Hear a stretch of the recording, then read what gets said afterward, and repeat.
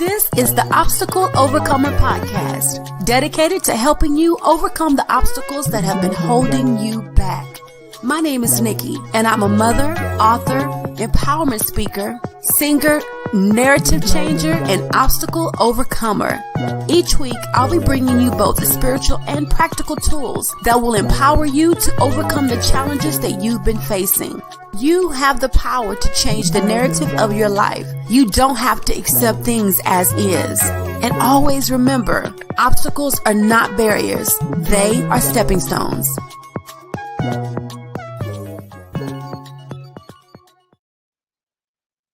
Welcome back, Overcomers. Welcome back to another amazing edition of the Obstacle Overcomer Podcast. It's your host, your girl, Nikki Johnson, the Overcomer and your empowerment coach. Listen, y'all, there is so much to unpack and so much to talk about today. We are talking about surviving domestic violence. We're talking to a survivor. We're talking to an amazing, powerful woman who has not only survived, but she's using her story and her life to help others. So I cannot wait for you all to meet her. Let me tell you a little bit about today's special guest on this live episode of the Obstacle Overcomer Podcast. I'm speaking with domestic violence advocate and survivor, Chantelle Branch. Branch is a specialist in intimate partner violence. She's an author, she's a speaker, and founder of My Fearless Future Project, which educates women on why remaining silent keeps them locked in abuse. We are about to hear her powerful, powerful story. So listen, if you have questions, if you have comments, as always, please put them in the comments, and I cannot wait to see them. So let me go ahead and bring her on with us now. Let us welcome Chantelle Branch to the Obstacle Overcomer Podcast. Hello. Thank you so much. How are you doing today? I am doing wonderful. How are you? I am absolutely amazing and so grateful that you have joined me today. So we will be taking any comments or questions throughout the show, especially if time permits toward the end on questions. So let me go ahead and make sure everything is set up, and we will go ahead and get started. So I did talk a little bit about you in the intro. I would love for you to kind of back us up a little bit before you became the speaker, the advocate. Tell us who Chantelle was, where she grew up, where are you from? Just tell us a little bit about yourself. All right. Well, I am Chantelle Branch. I grew up on the west side of Chicago. What side? West side. I have been in the beauty industry for over 20 years. Okay. And I am a wife. I am a mother. And before I became an advocate, I was in the beauty industry. So I was in the salon, taking clients, and let's see, what else? Volunteering, supporting family, friends, just living life. How long were you? Well, you say you've been in the beauty business for several years. What made you decide to get in that business? And are you in makeup? Are you in hair? Currently, let's see. Okay, well, let's go backtrack. I've always had a natural ability to do hair. And once I had my first child, I decided, you know what? I want to be more professional, take it to the next level. And I just wanted people to take me more seriously. And so I went to beauty school, became licensed, and started in downtown Chicago. And from there, my career just, took off. And currently, it started with doing hair and moved into the natural sector. I started my natural journey in 2008 before it was a trend and it's a thing now. Right. I started my natural hair journey, and currently I still am a licensed cosmetologist. I do take contract work, working on TV, movies, and films only. And I am dabbling in makeup as well. Okay, so we're going to get more into the other things that you're doing, but you have like travel and plays and all kind of stuff. So I'm going to kind of call you a playwright, if you're cool with that. We're going to tell them why in just a little bit. So now what I want to do, because today we are talking about surviving domestic violence, what I want to do is start us off into the journey of how you entered into a relationship that turned out to be an abusive one. Well, it started with a gentleman that I showed interest in high school, and we didn't get together until after high school. And it was a couple years after high school. And at first everything just seemed great and good. There were some red flags, but I missed those red flags. Of course, as I look back now, I realized, hey, that was a red flag, that was a red flag. And we're going to talk And about that later. We're definitely going to talk about yes, yes. And I was traveling. My beauty career was just really getting started, and I was living my best life. I'm traveling out of town to do hair, and I'm still working in Chicago. So, I have my own place, my own car, my own money. Everything is good, living and real I grown. living real grown. I enter into this relationship, and like I said, I missed the red flags, and it wasn't until maybe almost mm, I would say once I really got back from my last gig traveling and we saw each other more often and more intimately is when things began to take a turn. Mm. Okay, so things began to take a turn. We saw each other more intimately. What does that mean to us? What began to take a turn? Like what happened?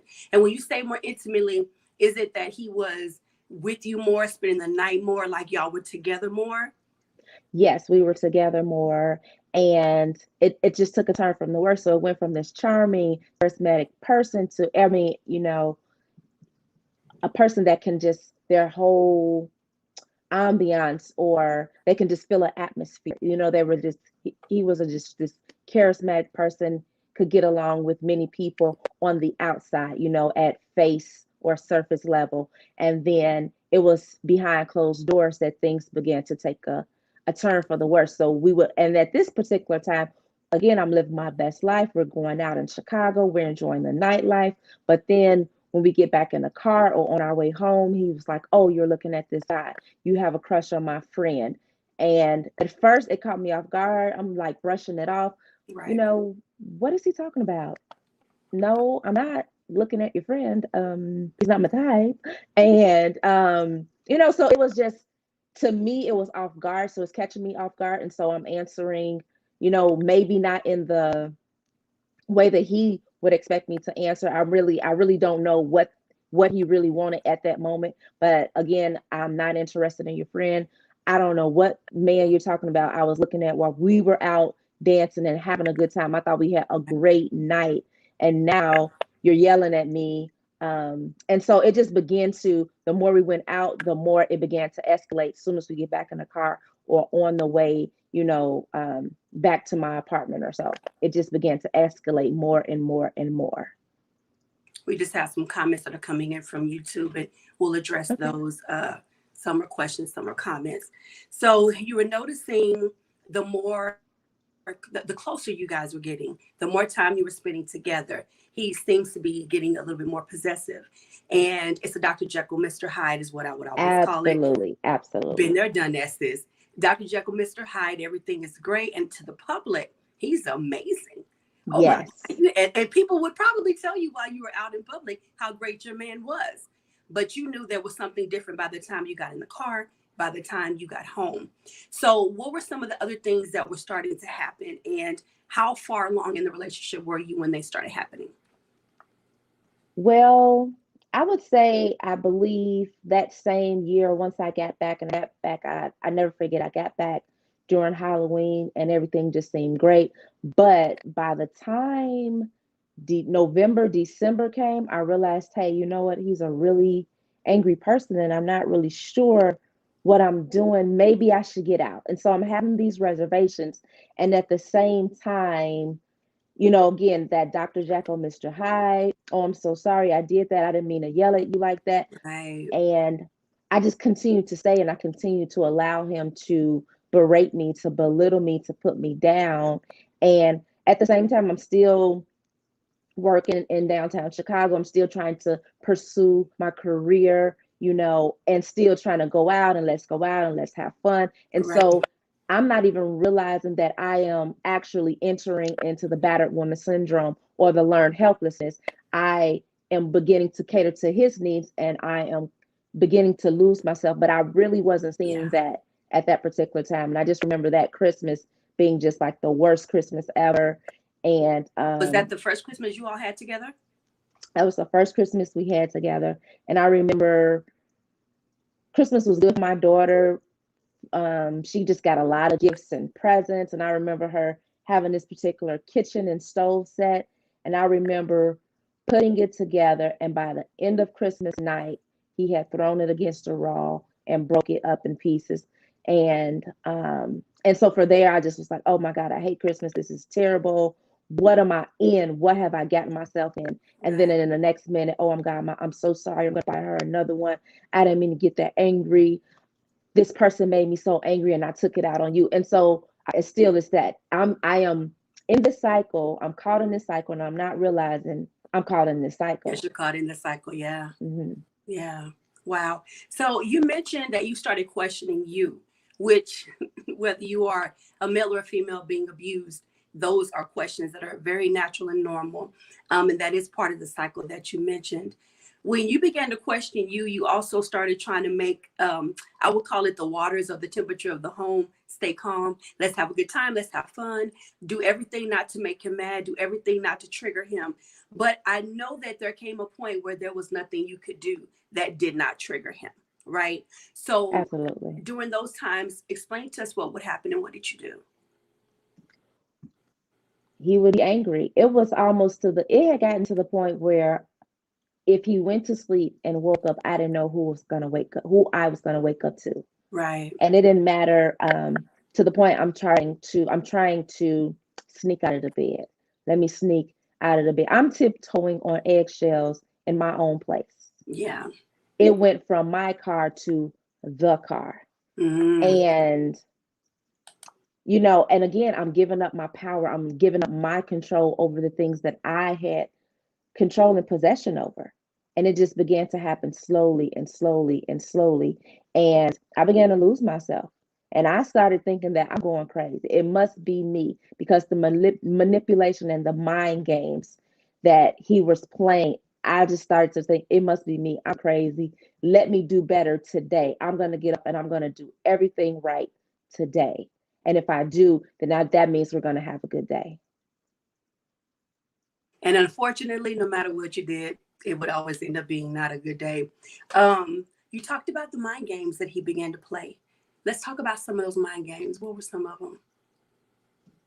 The mind games of I wake up and I have bruises on my face. So I began to actually wear makeup while I was in that relationship. I never really wore makeup. I would get my eyebrows arched, but I never wore makeup, maybe some lipstick, but I never had an interest to do foundation and all those things that, go into, putting on a face. And I found myself in Walgreens, purchasing CoverGirl foundation to put over my face. Gave new And meaning to Cover Girl. yes, it sure did. Yeah. And he would say, well, I didn't do that. It wasn't me. I blacked out. And I'm like, well, maybe he did black out. Maybe he's having some issues and maybe I said the wrong thing today. Now, I'm not combative. I'm not arguing with this person. I'm not going back and forth. I'm not all in his face, So, plus he's bigger than me. He's taller than me. He's stronger than me. He's faster than me. So I'm not trying to be combative with this person anyway. Right. So it's not like I'm going after and I'm picking and I'm poking the bear. It was just me. It was just my existence, just my being. I woke up this morning. So now he's angry with me. Or I didn't pour the juice properly. Or I went to the store and I didn't tell him I was going to the store. Or I went to the store and I stayed too long. Yeah. And so and that's a part of the mind games, because now you literally make a list. I'm gonna get eggs, milk, bread, cheese, cereal, maybe diapers, wipes, and you're trying to get out the store in like 20 minutes or less, but the line is so long, and then he's not going to believe, or that person is not going to believe that you were in the grocery store for 45 minutes. No, they don't believe that you were standing in line because somebody else had an issue with their check at the register. Yes. You're telling the story. You are out with some man, and it was always the same accusations. You're out with some man. You're out with some man. I know you're going to leave me. And here comes the manipulation, or as one of our commenters from YouTube said, gaslighting. Here comes the manipulation. So if I can make you feel guilty or sorry for something that you may be considering, because I know I'm treating you like crap. I know I'm treating you bad. So I need to make you feel bad ahead of time about leaving Yes. me. Everybody else left me. Nobody Yes. loves me. That's Yes. the They're the heavy. victim. It Go turns ahead. around and they're the victim, and you're actually being abused physically, mentally, emotionally, spiritually, financially. You're actually being even technically, like technology, that's a new phrase that's coming, being suffering an abuse and a manipulation online, Yeah. Yeah. so you are actually the victim, but they turn it around on them as if they're the victim. I'm so hurt. My mother left me. My father gave up on me. I don't have Yes. anybody in my corner but you. And the thing that when you're in that kind of relationship and you're caught in that cycle, you're actually believing what this person is saying. And what you haven't realized is, well, how did they make it all these That's these it. years That's these years it. without you? You've only been here for a couple months or 1 or 2 years or 5 years, and a person is 30 and 35. Well, how did they make it the other 30 years? That's it. And you don't really see that until you're out. That is it. And then you develop a God complex because they make you so responsible for their well-being, so responsible for their very life, because you have some that will manipulate to the point where they say, if you leave me, I will kill myself. If Yes. you leave me, I will do this to myself. So we get this God complex. You get this God complex that if I don't do so and so, or if I do so and so, then they're going to do this, and you make yourself responsible for that. Um, Someone asked the question on YouTube, are most abusers narcissists? I'm not going to answer the question because I'm going to tell you what my answer is, but you go ahead and answer that question, sis. Well, I think that the term narcissist gets thrown around a lot. Okay. And I think that we have to accurately define narcissist, and then also look at that person as a whole. Is that person dealing with the substance abuse? If that Mm-hmm. person didn't have an addiction or substance abuse, whether it's alcohol or some type of drugs, would Mm-hmm. they actually have anger issues or have those problems that may connect them or tie in or fall under a narcissist? You Right. know, Right. what did their upbringing look like? So I actually like to categorize abusers in typologies, the four typologies: the family dysphoric typology, the borderline personality batterer, the terroristic batterer, and the batterer only. So I like to categorize it in that particular way, rather than saying you're a narcissist, you're a narcissist, you're a narcissist. Because at the same time, if we say that every abuser is a narcissist, that's those same people can turn it around on you and say, well, you have these tendencies and these characteristics that fall on the narcissist, so you're a narcissist too. Good answer.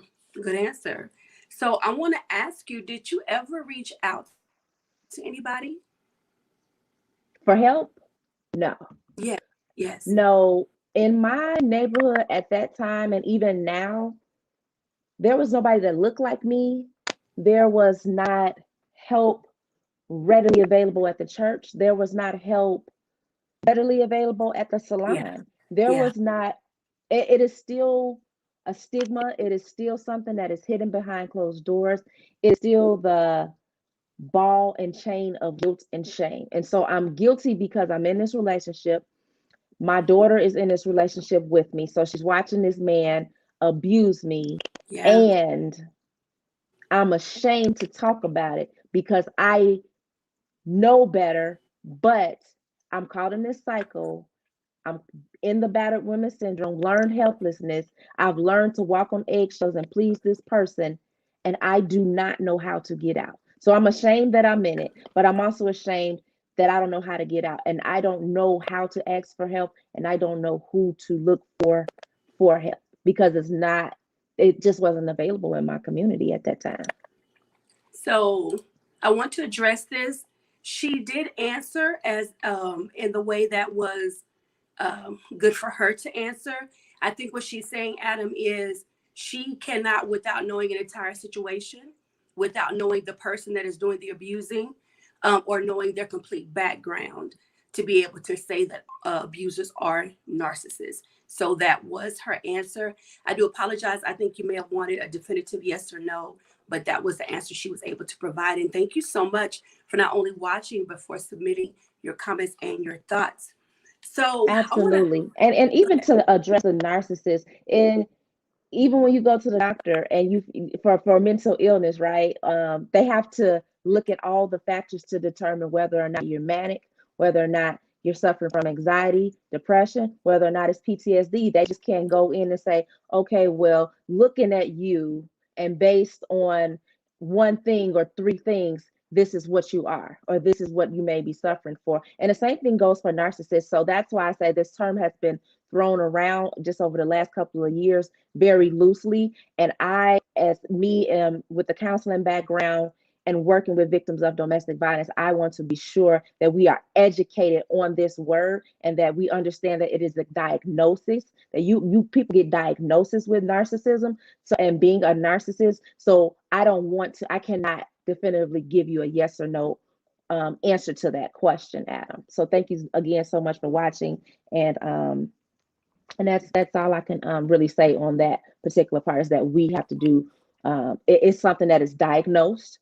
through a therapist, a psychiatrist, and that we have to get more knowledge on it. And it is per situation, just like domestic violence is per individual. Some may suffer physical, some may only suffer emotional and no physical.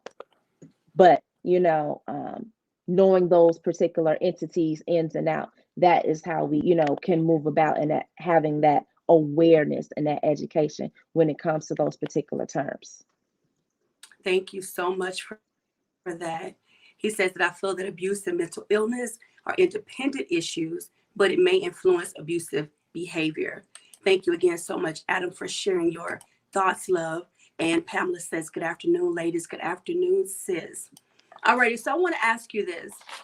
A lot of the times when people are in relationships, the person being abused feels like they have to be the support. They have to be there for the person. Excuse me, they have to be the ride or die.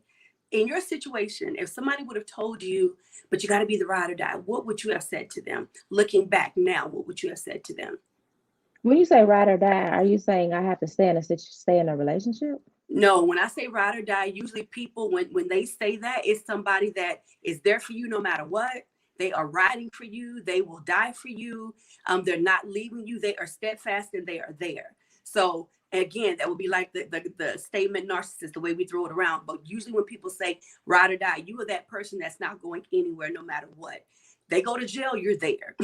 They need you to hide something for them, you're going to do it. You're ride or die. So if someone would have said that to you then, but knowing what you know now, what would you have said to them? Was that your I just responsibility to be his ride or die? Absolutely not. No, absolutely not. And I think every victim is their ride or die, you know. But Repeat that. again, I said I believe that every victim is an abuser's ride or die. But Mm-hmm. also, when you are in it, it's almost as if you're walking with blinders on, because your focus, your goal every morning, every night, every hour and minute and second is to please that person. So it doesn't matter if they would have said that to me or not. I wasn't going to be able to receive it. You know what I mean? Like I wouldn't hear them, and I would probably be offended. Like Well, how I would probably be offended by their particular statement. that's good to hear, because a lot of people who are in abusive relationships, if they reach out to someone, people will say things to them like, well, maybe you should try not to make him or her, make them angry. Maybe you should try to do this. And it's almost as if to say, stay there, but try these techniques to see if they help.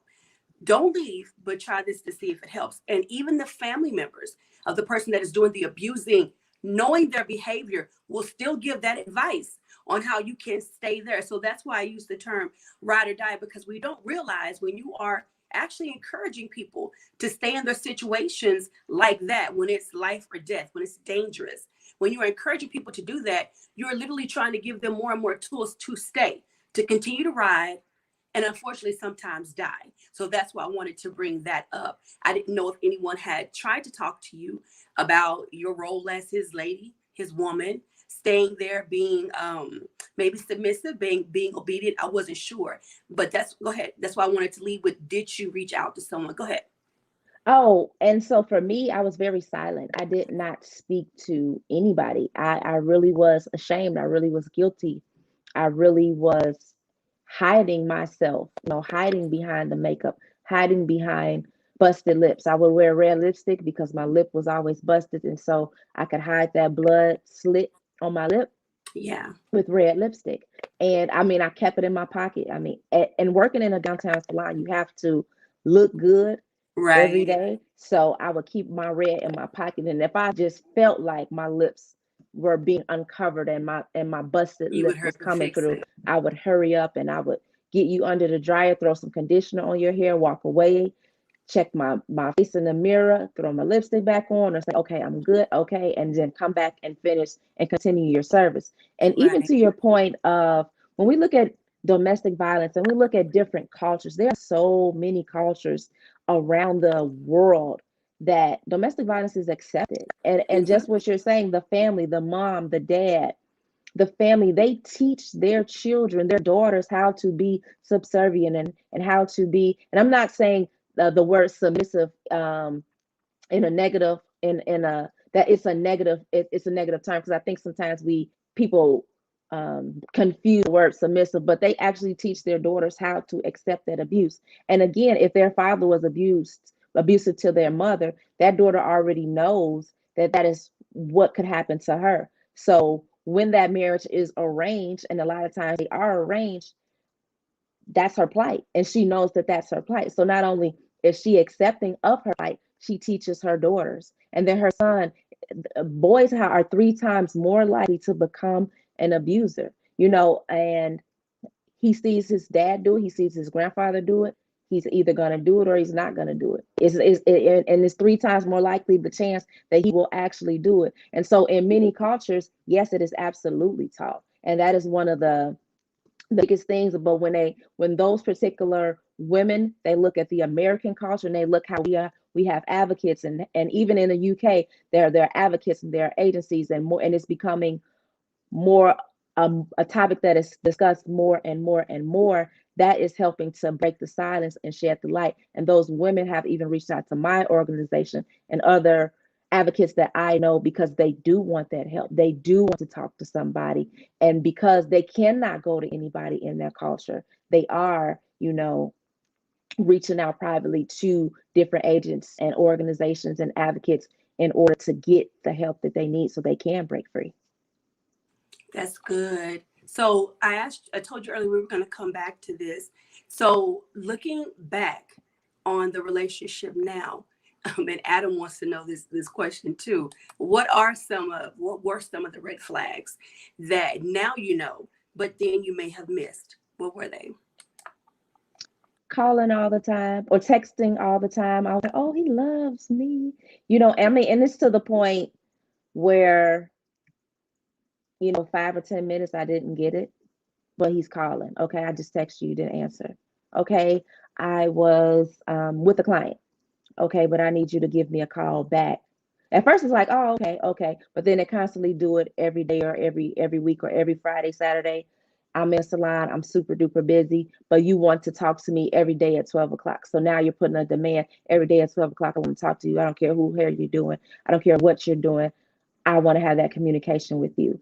Um, Even now they have where, your location on your phone, knowing where you are at all points of time. I'm so glad they didn't have that back then. Thank the Lord Jesus, because it would have, it could have just been really, really worse, Yes. and he could have really, really just caught me. And I mean, and not that I'm doing anything. I'm going to the grocery store. I'm picking up diapers. I'm going to the But laundromat. yet And so, still, it should have taken 19.5 seconds and you took yes, 20.2 seconds. Yeah.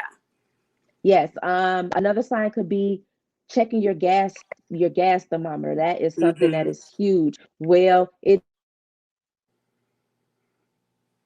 Oh, y'all just be patient. We lost her for 1 second. Probably had a call coming through.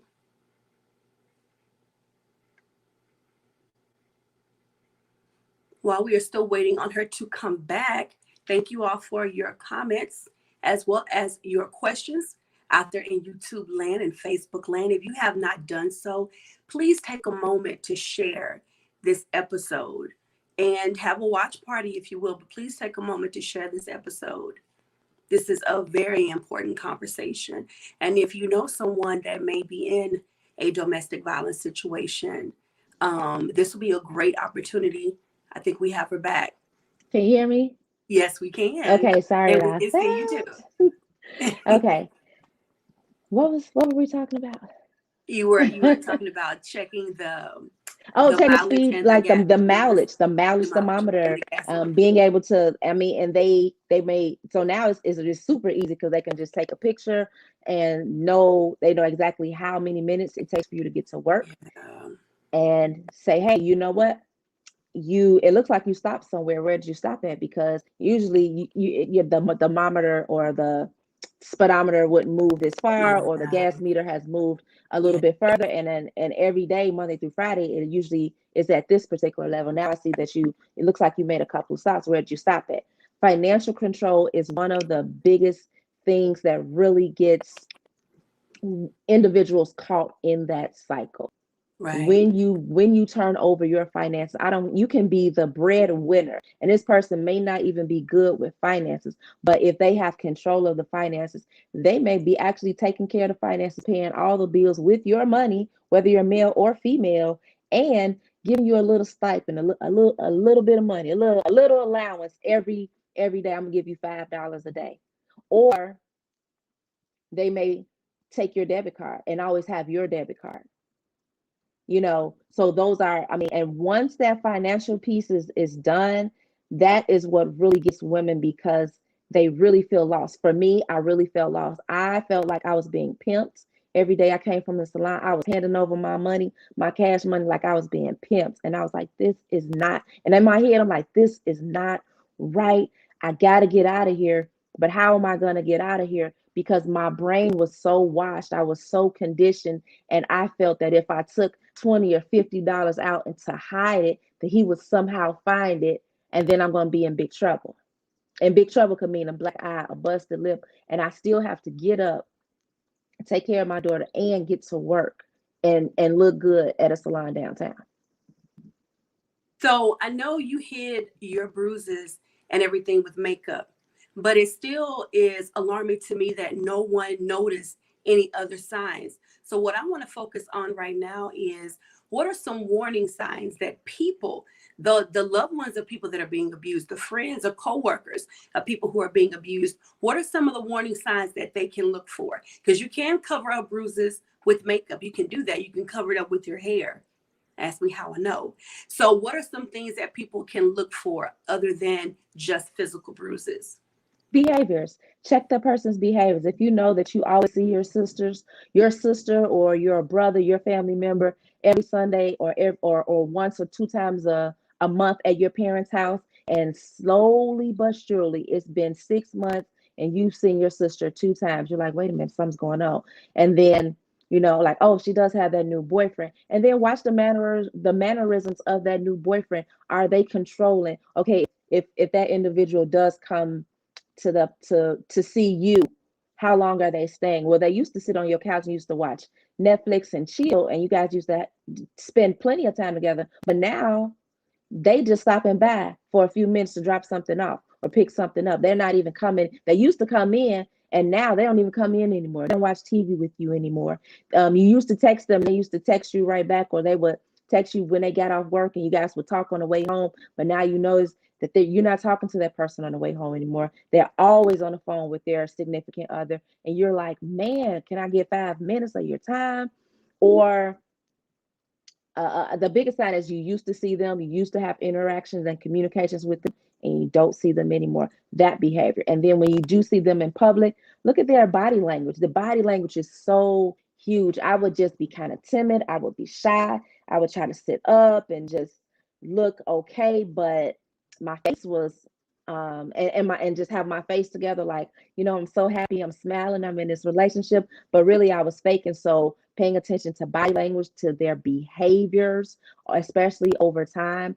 those are some of the biggest red flags. And for teen girls, it's a little bit different as far as some signs. Maybe that person is stopping them or wanting them to quit extracurricular activities. They don't care whether or not they graduate and go on to college or whatever they were, whatever they were a part of. Maybe your kid was on a cheerleading team or the football team, and now all of a sudden it's been like a year and you noticed they quit or they're disinterested anymore, and all they care about is this person that they're dating. Perhaps they have a cell phone, and um that person their partner is like, oh, I'll keep your cell phone and I'll give it to you at the end of the day, as after school. And you see your child is you giving up their cell phone to this person every morning, and then that maybe they call you sometimes on lunch, or you and ask you to send them some money so they can get something, and you haven't been having those interactions with your kid lately.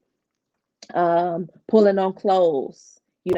They always want to touch you, but it doesn't have to, especially with teens, it doesn't have to be an intimate or touch. It just could be, I always want to hold your hand. I want to go everywhere you go. If your parents are taking you to Buffalo Wild Wings, I want to go with you guys. And so it becomes they're there all the time, which is encompassing of any relationship. Like they're there all the time, to the point that when you look at that person, that significant other, and they don't have any friends, and you don't know what their parents or their family looks like, they're always with your loved one, and you're like, well, do they have friends? Well, do they have a mama? What's going on, in their life? And so, well, do they do anything? Well, what were they doing before they got with you? And a lot of times, if they quit their job and they just want to live off your loved one and always be around your loved one. For me, it was like, just always want to drop me off to work, pick me up from work in my car, and then God, if I ask, where have you been all day? That is just, it just blows up. And that's just like a question that I'm not supposed to ask. That is some good stuff. Maureen was left this comment when you were talking about the money. She says, "Yep, control all comes down to the money." Some other things to look out for the warning signs. It's being completely withdrawn from everyone. Sometimes an abuser would withdraw people from their own children. And speaking of children, watch the behavior of the kids. A lot of the times the kids will tell you, if you watch them, there's a lot going on with their parents, because all abusers do not abuse the kids as well. They'll abuse the mother or the father, but they will not abuse the children. But the children become very withdrawn. I was trying to think of the exact word for it, because for some reason it escapes me, but watch their quick reactions to stuff. Watch the way that they respond to certain things. A book falling, someone touching them, someone calling their name, realizing that it's 2 minutes past 12 and they get in a panic. Like, there's certain things that you can watch for that your loved one was not like prior to. If it's a coworker, you can still see those very same things, as well as becoming very quiet. Someone that was very, very talkative now doesn't want to go out to lunch with you all on breaks, does not have time to stay and talk. Like, they are on a time crunch and they are anxious, full of anxiety about disappointing or making the person that they're with angry or not being on time. There are things that we see all the time, but it's not until after that you're like, dang, now I get why you used to. And I would say, and you speak on this before we go forward, and working with some of the clients that you work with, and we'll get into that in just a moment, a little bit more about what you do.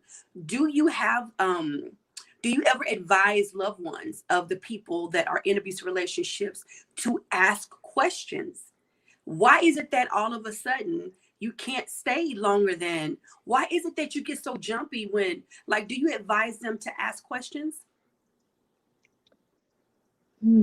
Well, the thing with loved ones, it can go one of two ways. You can ask a question and they don't like that you're prying into their business, and they never speaking to you again until they are out of their relationship. So you can risk that, or the biggest thing that I say to any loved one, and even as advocates, we get right beside that person and we walk with them. So that means if they walk into Chipotle, I'm walking with you. I'm not going to try to tell you, well, we should cut over north and then we should head east.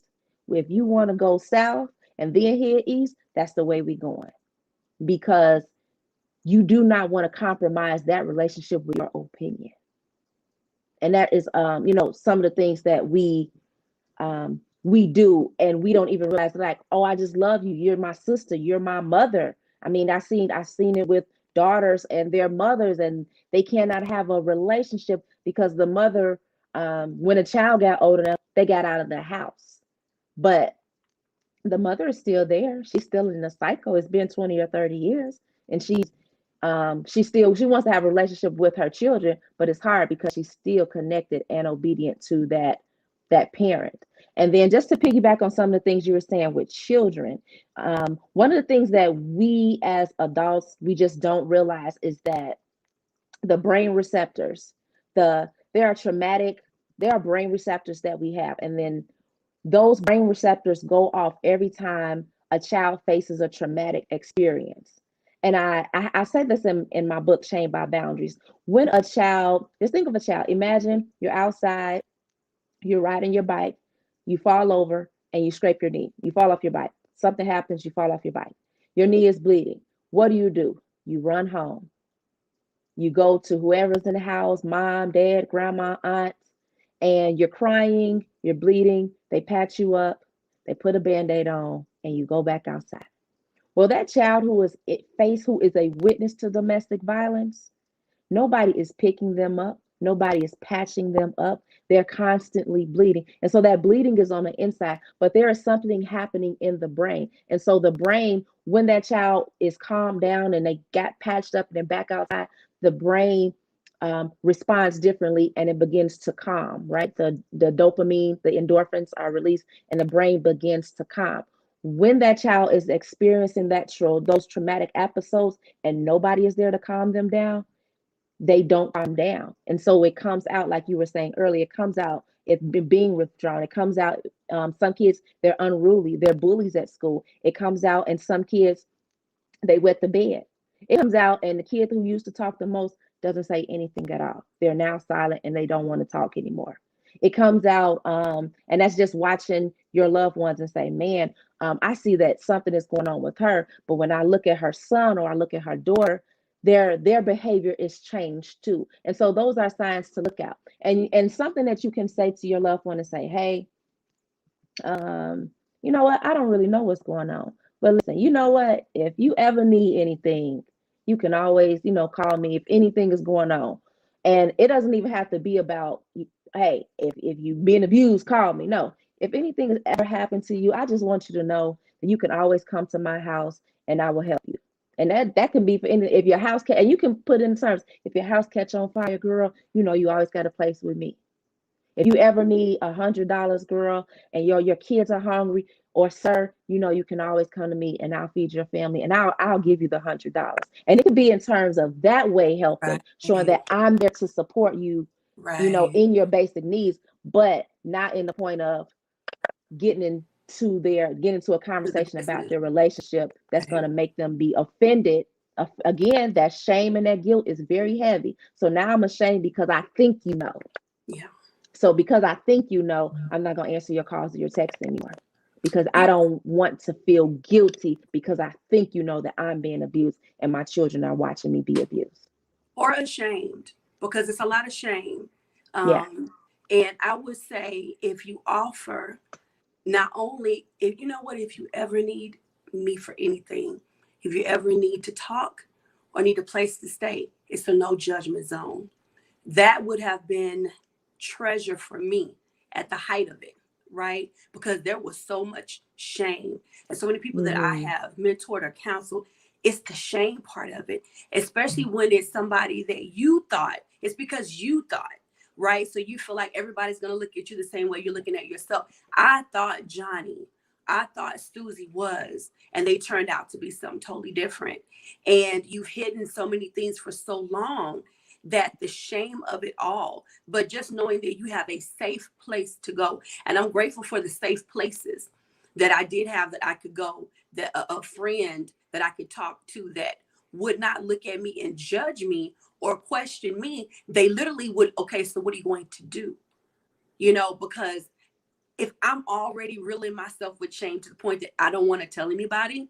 The risk of me telling someone and being ashamed again is one that I don't want to take. So if you can offer a non-judgment place, if you can offer a place that is without ridicule, and a shoulder, sometimes a shoulder that just needs to listen and not respond, I think that will help tremendously in a lot of cases.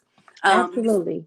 I would just I'm just adding just adding to that. And the biggest thing that you can do to support yes, anybody Maureen. is to be a listening ear. Just be Hmm. a listening ear. You don't have to and you don't even have to say this is not a judgment zone, because that's still those may be a trigger word for them. And so we and honestly, a lot of things can trigger, victims, but being that listening ear, and that goes back to walking beside that person.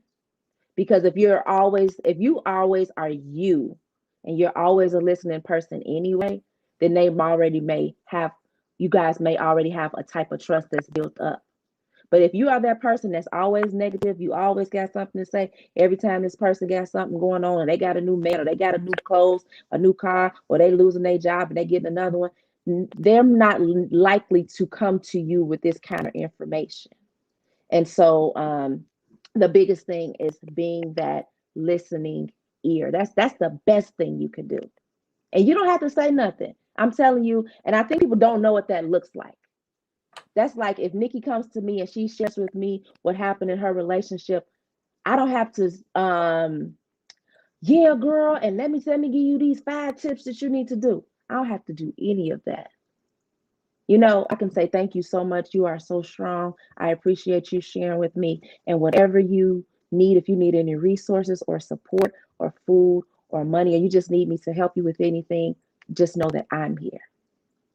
And that goes, like you said, it goes further than you trying to find out what's happening in a relationship, or find out, are you really being abused? Girl, just tell me yes or no. Or son, just tell me if this girl is sitting on you, because mama got you. Mama gonna take care of you.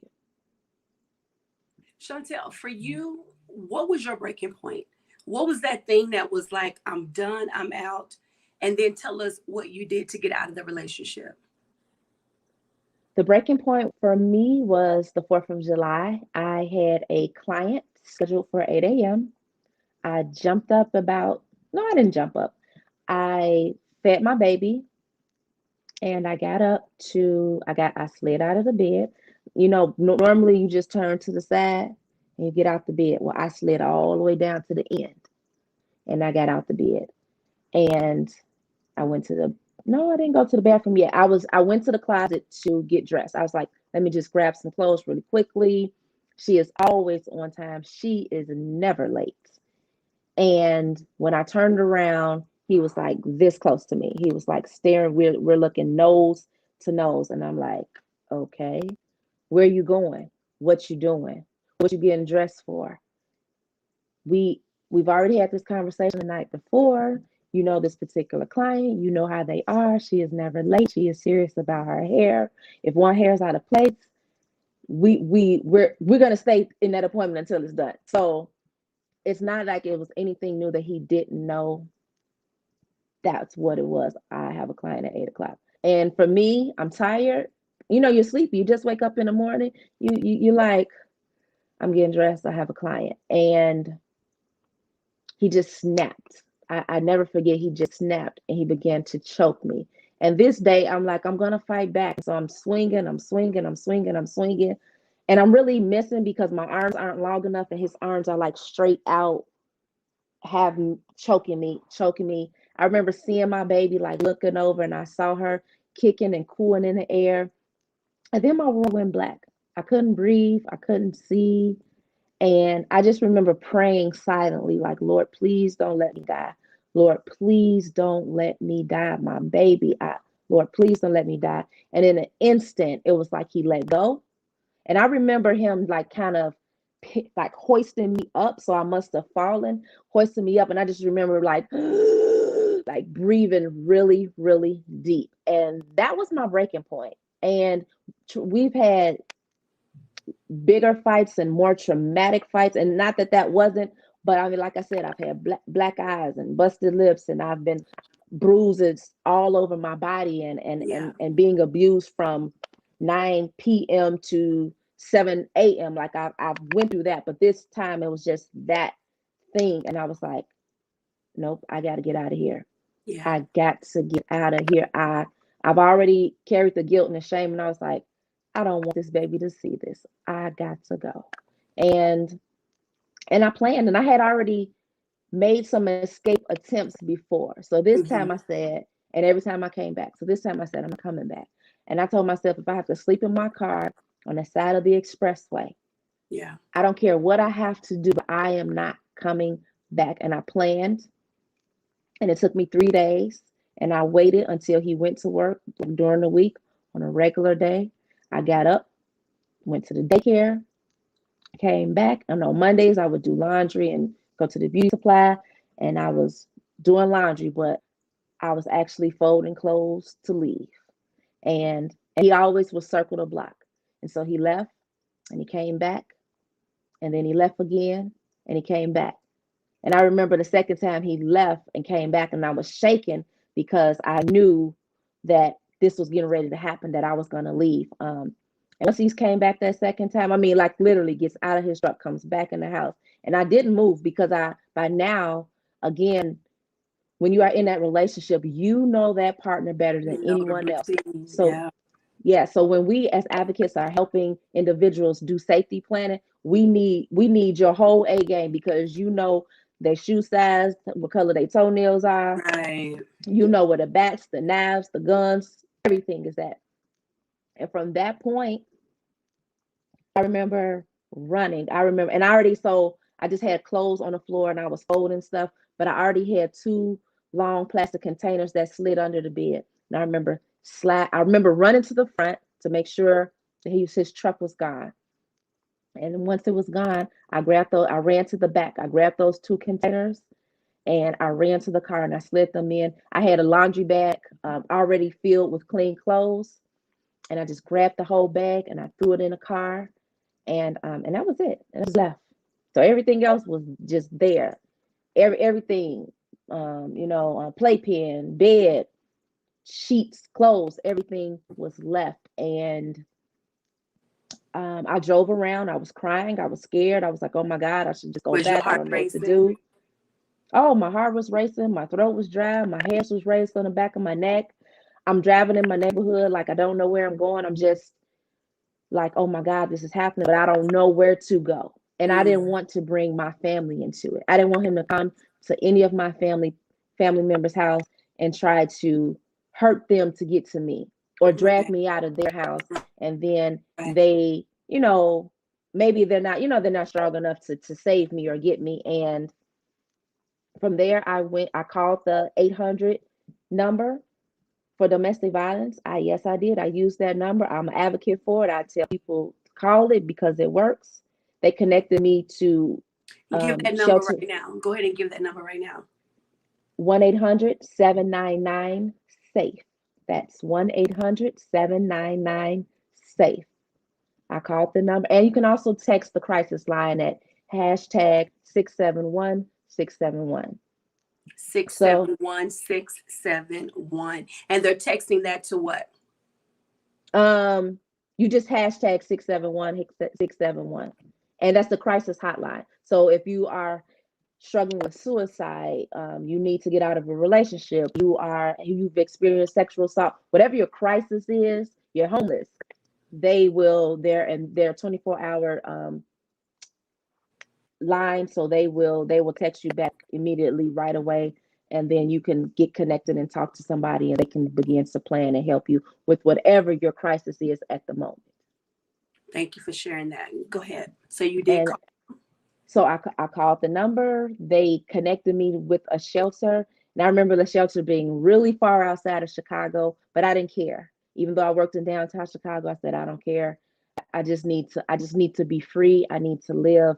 I need peace. And I was so desperate. And I think when a woman is really ready to leave, or an individual is ready to get out of that relationship, they have to be desperate. And I mean desperate enough that I want to live, I want freedom, I want peace, I want joy. You're not even thinking about I want love in a new relationship. You just like, I just need freedom and peace.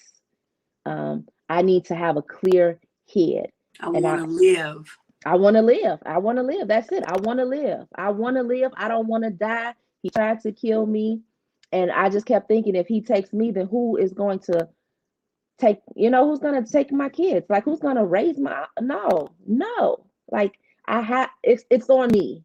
It's on me. This person is not changing. I don't know when this person will change, but I can't risk another day, because if he didn't kill me, he almost killed me. And I guarantee for me, the next time I was going to be dead. And it just wasn't worth it. And that's why I said I was desperate. They connected me with a shelter. I lived in a shelter for 9 months. And that was January, at the time was July of Independence, 2008. So from that time, I lived in a shelter for 9 months, and I rebuilt my entire life. And I took with me my car, y'all. I didn't get my car. All I had was my car, and I had some clothes in the car. And that was it. You said all I had was my car. No, what you had was your life and your child.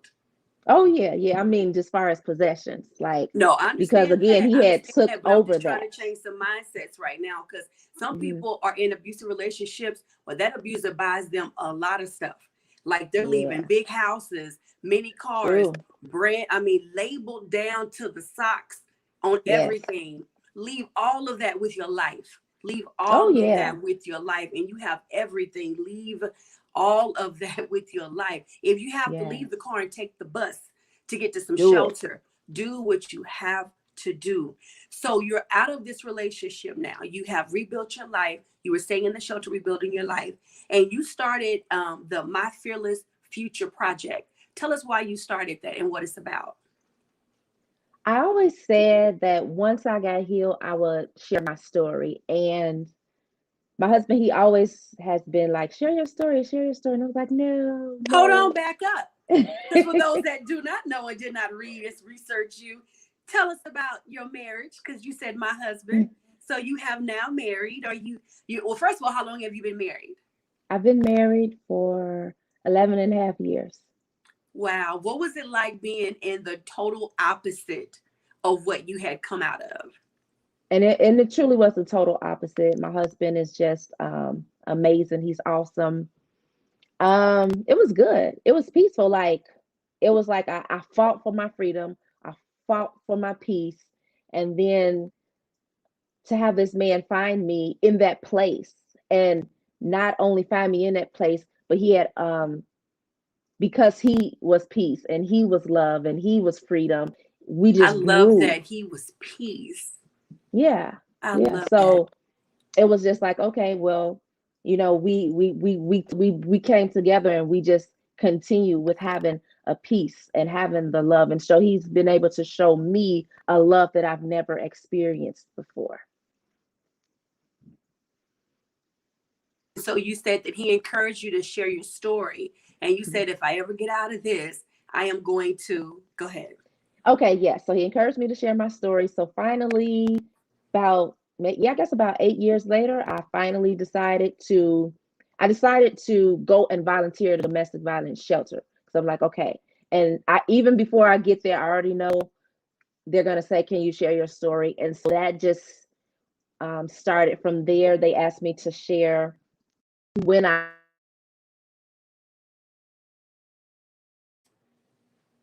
We lost your volume for a second. I think you must have gotten another call. We lost your volume for a moment.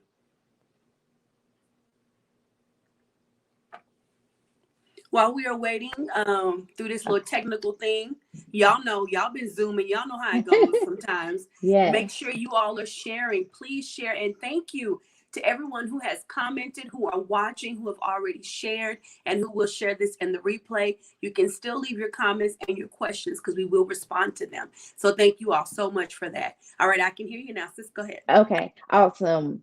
So he asked me to, I'm at the shelter. They asked me to speak about 2 to 3 minutes, because I went back to the shelter that that helped me, because I'm like, okay, I Helped you want to rebuild. help, right, to help me rebuild. So I go back there. They asked me to share, how did I leave and how did I come to their shelter? And I remember writing down, and I had like 15 pages. And then I got an email that said, oh, we just need you to speak for 2 to 3 minutes. And I was like, what?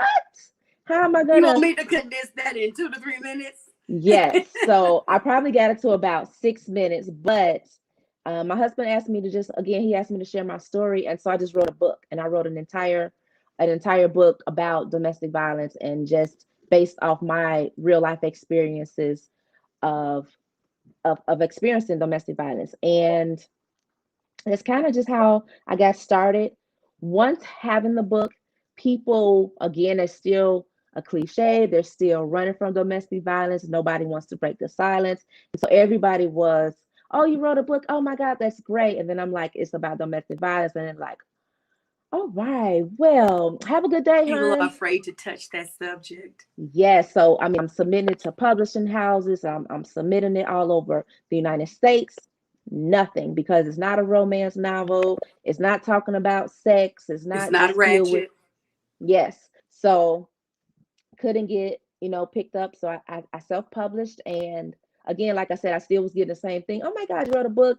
So, you know, you only can go so far with friends and family. So during that particular time, I'm just trying to figure out why are people like this? What could I do to get people to recognize domestic violence and then begin to start having those conversations? And so that is where the birthing of My Fearless Future project comes from, MFF project.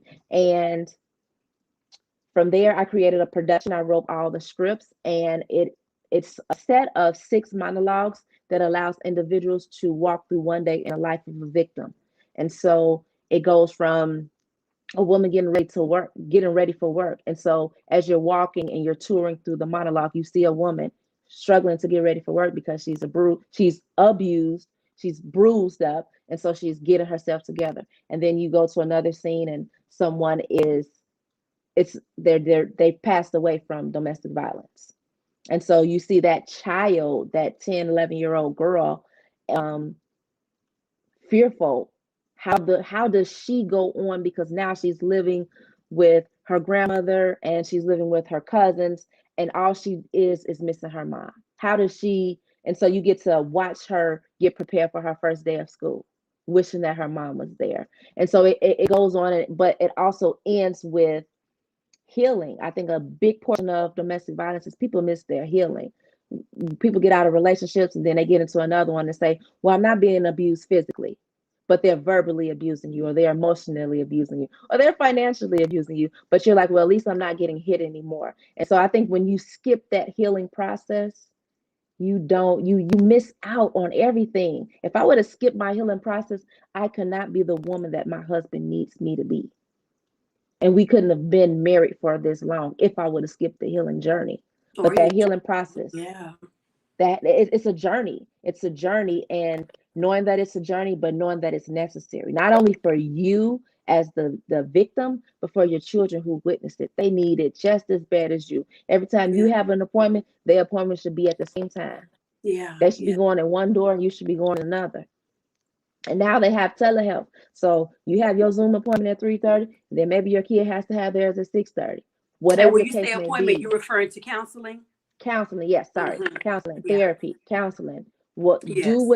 do what it takes so that you are here on the inside, because you can never be a better mate to anybody else if you're not healed on the inside, because you don't have anything to offer them. That person ripped everything from you. You gave that person all of you. And so when you left the relationship, you literally left with the possessions that you have, and you left with your life. And so now you have to restore and rebuild and find out your identity, like, who am I? Oh, I like chocolate ice cream, but I've been eating strawberry for 20 years because Because you that like chocolate. individual, Yep. they don't like chocolate. They don't even want to see chocolate. So I can't buy chocolate. Yes. Yeah. Yeah, I love that. So And yeah, also rebuilding, going to counseling to rebuild you.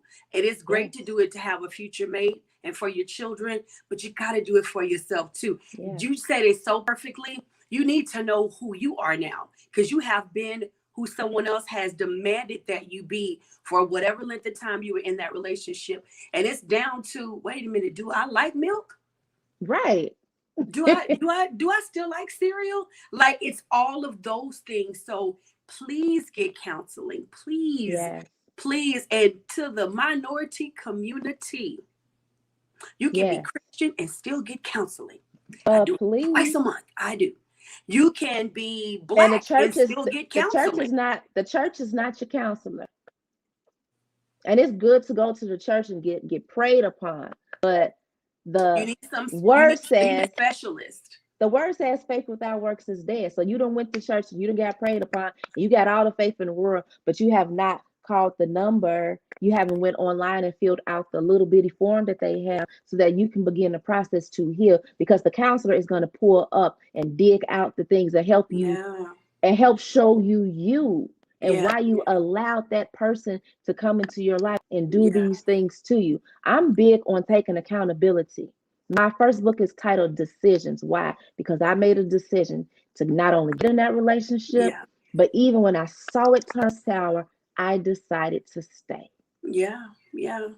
Yeah. We have to I, be accountable for it. I And the biggest thing that I want everybody to know is that when you get out to forgive yourself, you gotta forgive yourself because that's a part of your healing journey. yes. I forgive Chantelle for staying with somebody that didn't love themselves, and they surely couldn't love me. I forgive me for that. I forgive me for subjecting my child to that. I forgive myself, Yeah. and really letting it go. You have to let it all go, because when you uproot those things and you let it go, then that is when that joy and that peace and that love and that Yeah. kindness and that gentleness can be filled up in you. Hmm. And you can not only is it in you, but you begin to share it with others in a way that works and in a way that is good. Absolutely. And forgive you because you chose the person. Forgive Yeah, you that you stayed. Forgive you. You made decisions and they weren't right, but forgive you. And I will say this, I do believe that you can go to church and that you can get prayer and that you can get delivered and healed. There are some things, though, that are so deep. There are some things that are so deep that you need to go get professional help. And you need to sit down and talk to somebody. You need to talk to people that have studied in these areas. So if there are things that you have not let go of or that are still holding on to, there's nothing wrong with counseling. And I'm going to say that on this podcast all the time, because y'all have heard me say it before. It's not wrong for you to be a believer in Christ and still go get counseling. It's not wrong. It's not wrong to be a minority, Black, Hispanic, whatever, and go get counseling. It's not wrong. We've made it wrong, but it's not wrong. If you need help, please go get help. Your girlfriend is great, but she cannot sometimes she just can't. Sometimes your mama, sometimes they just can't. Your homeboy, because men are being abused too. Sometimes they just can't. Get some counseling. If you need it, it is there. Please go and get it. Um, absolutely. And Marie was there are resting on your family okay. therapy comment. Go ahead. Oh, and I was just going to say there are Christian therapists. So Absolutely. when you are seeking out therapy, we're not saying just hop online and the first person you Google, And we're not sign saying up. don't believe God for your healing either. Not at all. Right. And then and also believe that God is going to lead to the person that's for you, the person that you're going to feel comfortable confiding in, the person that is going to help you, show you you. And all this speaks to your identity. Who are you? And who do you want to become? And one of the big things I just said it in one of my posts is that a lot of times people think that they can heal themselves, but you need somebody outside of you to help you heal.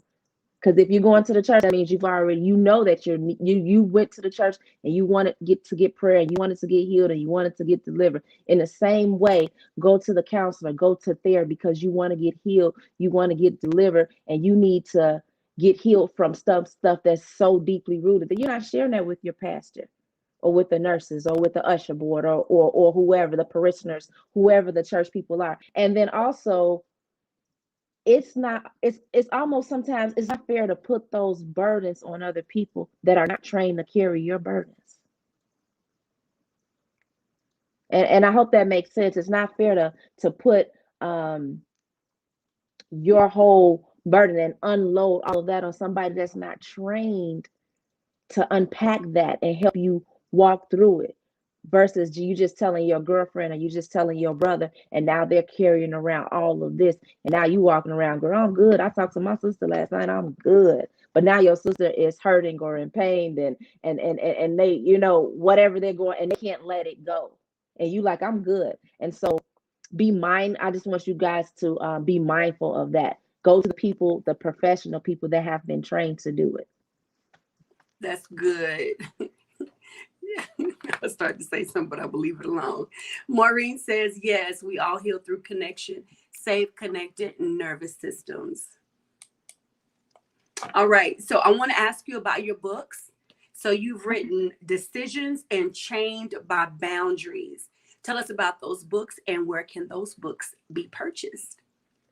Okay, so both books are available on Amazon. Decisions is a journey of faith through a domestic violence relationship.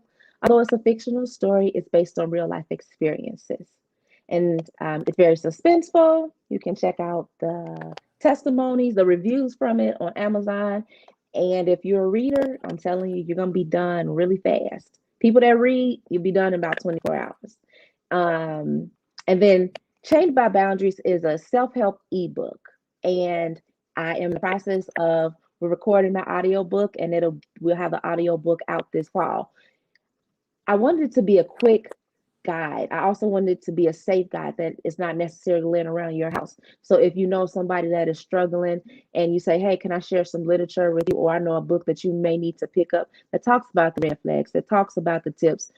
I want to have this book that you can send digitally so that if you are living with an abuser, hopefully, they don't just see the book lying around and say, oh, you're trying to leave me. But then also for That parents who is don't so understand. good. Yeah. That is Okay. so good. High five. That is so Thank you. good. That is so wise. Go ahead. And then also for the parents who are like, well, I don't understand why my daughter or my son why is my son letting a woman beat him like that? Why are they doing that? And so being able to recognize, and for parents too, who have teens, recognizing those red flags of teens. And so it has a listing of of the red flags and just the signs to look for. It doesn't have all of them, but it has enough for you to understand some of the things. It also talks about the 4 typologies of a batterer, and it just kind of breaks it down. So then you can even understand the mind of the person that your loved one is dealing with. In addition to, it talks about coercion and manipulation, isolation. Isolation, of course, that's another red flag, another sign. And so it really goes in depth in some areas as far as the typologies, the will, as well as it goes into a little bit more of the psychology, the transmitters, as the brain receptors for the children. And so it's a chapter 3 is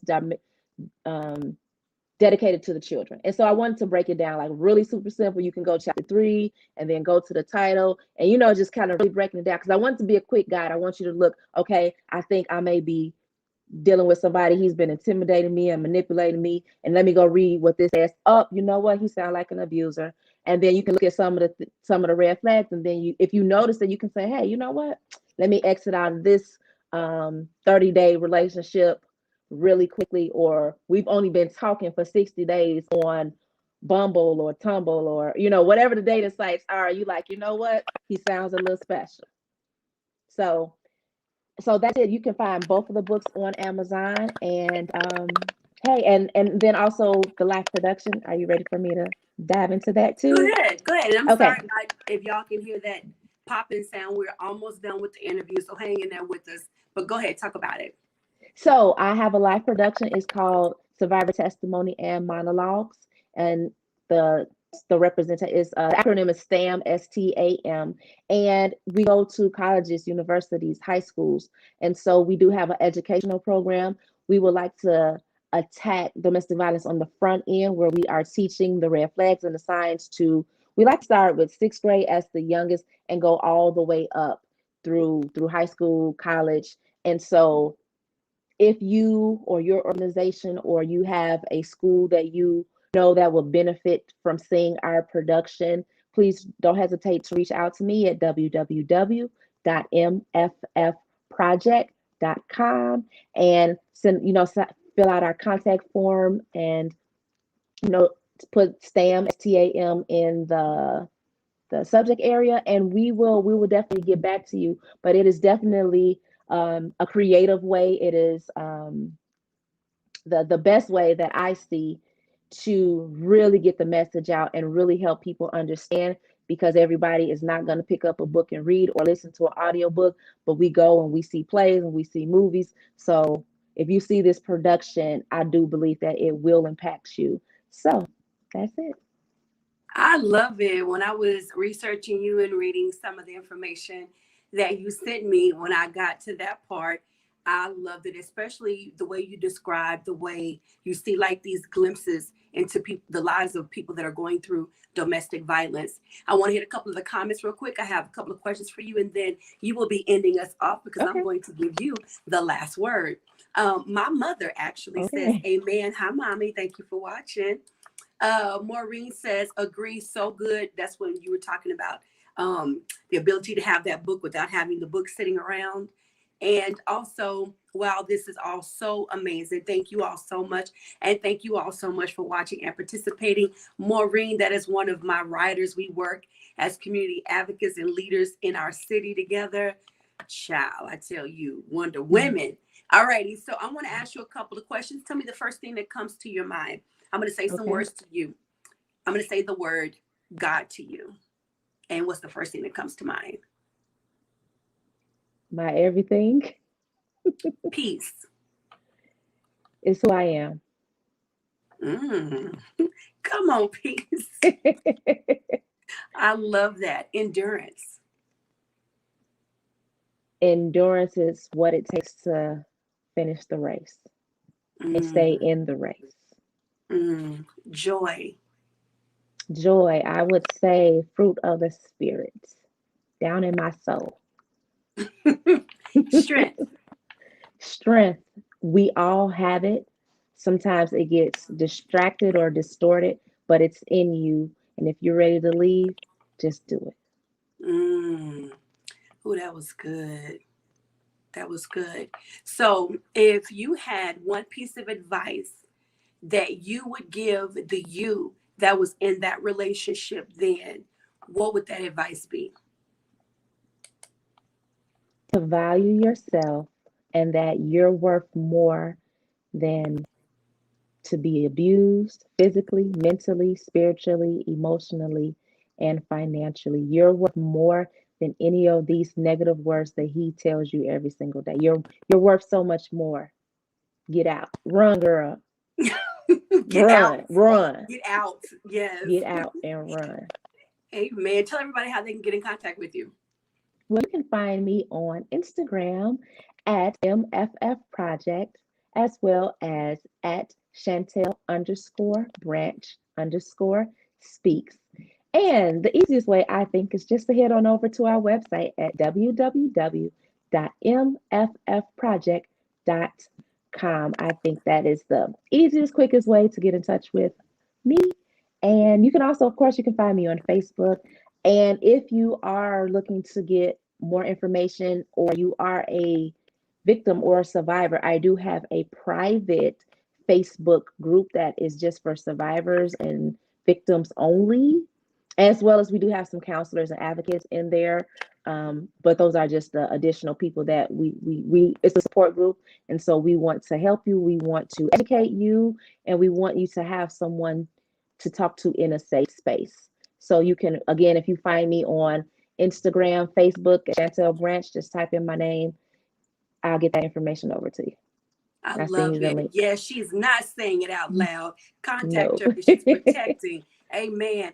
Give the number for to give them the number. My tongue is tied. For domestic violence again. The hotline.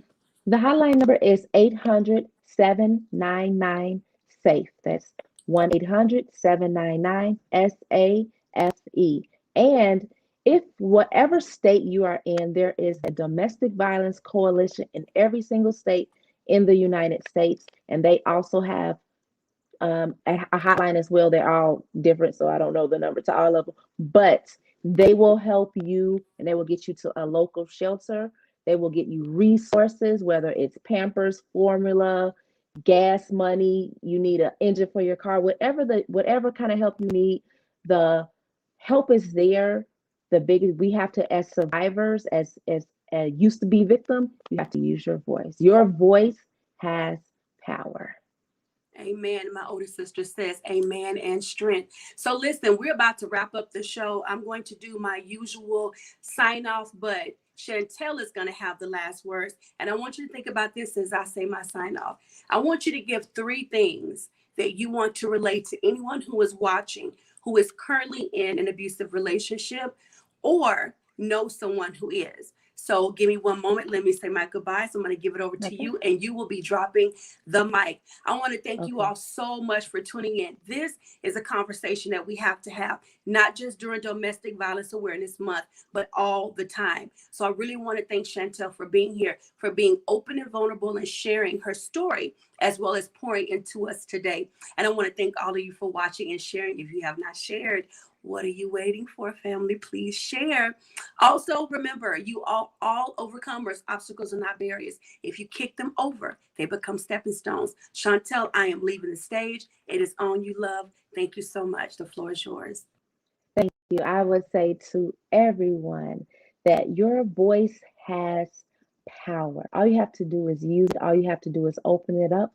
Just like a baby that is brought into the world. When that baby exits the womb, everybody in the room is silent. Everybody is waiting for that sound, the baby, to break the silence. When we begin to break the silence, that is how we're going to help heal every victim and help transition every victim to survivor in domestic violence. It's by us using our voices, us who have made it out, beginning to reach back and grab the other men and the women who have been abused or are being abused and helping them pull up. And the final thing I'll say is, after many failed attempts, I finally regained my strength and I never looked back. I hope you guys have an amazing day. Thank you so much for joining me today. If this was your first time tuning in, welcome to the Overcomers family. I cannot adequately express my gratitude to all of you for tuning in today. If today's show helped or impacted you in any way, it would help me tremendously if you would review and rate today's episode. And please be sure to leave me a comment on whatever platform you are listening to this podcast. Also, be sure to connect with me over on Facebook and Instagram at the Obstacle Overcomer Podcast. And if you go ahead and hit that subscribe button, you will be notified every time there's a new episode available. And don't forget that sharing is caring. So please go ahead and tell a friend and share this with your loved one, because this will help me to reach those who really need a word to empower their lives. Again, thank you so much for tuning in. And don't forget that obstacles are not barriers. They are stepping stones. Talk to you next week.